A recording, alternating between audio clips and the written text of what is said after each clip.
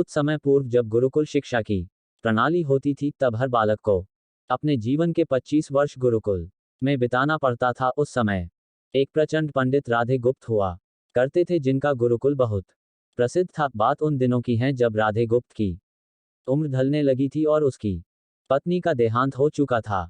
घर में विवाह योग्य एक कन्या थी। राधे गुप्त को हर समय उसकी चिंता सताती रहती थी। वह उसका विवाह एक योग्य व्यक्ति से करना चाहते थे जिसके पास संपत्ति भले ना हो पर वह कर्मठ हो, जो किन्हीं भी परिस्थिति में उसकी बेटी को खुश रखे और उचित समय पर उचित निर्णय ले सके। एक दिन उनके मस्तिष्क में एक ख्याल आया और उन्होंने इस परेशानी का हल सोचा कि क्यों ना वो अपने खुद के शिष्यों में से ही योग्य वर की तलाश करे। उनसे बेहतर उनकी बेटी के लिए और क्या हो सकता है।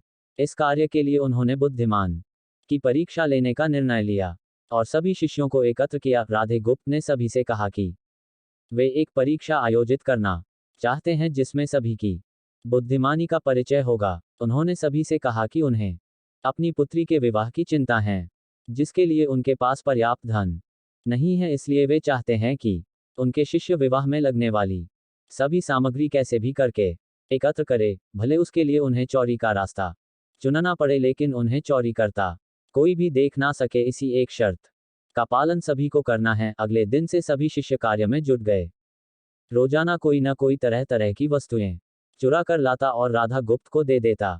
राधा गुप्त उन्हें एक विशेष स्थान पर रख देते क्योंकि परीक्षा के बाद ये सभी वस्तुएं उनके मालिक को वापस करना जरूरी था, क्योंकि वे अपने शिष्यों को सही ज्ञान देना चाहते थे। सभी शिष्य अपने अपने दिमाग से कार्य कर रहे थे, लेकिन इनमें से एक चुपचाप गुरुकुल में बैठा हुआ था जिसका नाम रामास्वामी था। वह राधा गुप्त का सबसे करीबी और होनहार छात्र था। उसे ऐसा बैठे देख राधा गुप्त ने इसका कारण पूछा।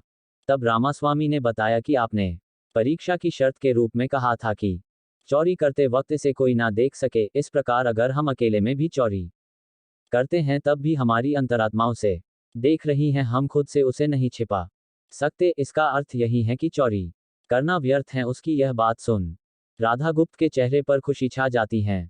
वे उसी वक्त सभी को एकत्र करते हैं और पूछते हैं कि आप सबने जो चोरी की, क्या उसे किसी ने देखा?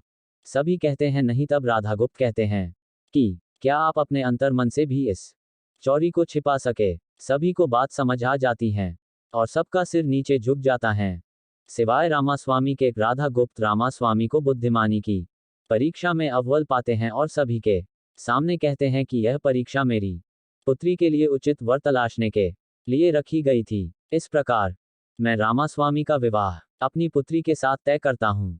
सभी खुशी से झूम उठते हैं, साथ ही चुराई हुई हर एक वस्तु को उसके मालिक को सौंप विनम्रता से सभी से क्षमा मांगते हैं। कहानी की शिक्षा। बुद्धिमानी की परीक्षा से यही शिक्षा मिलती है कि कोई भी कार्य अंतर्मन से छिपा नहीं रहता और अंतर्मन ही मनुष्य को सही राह दिखाता है।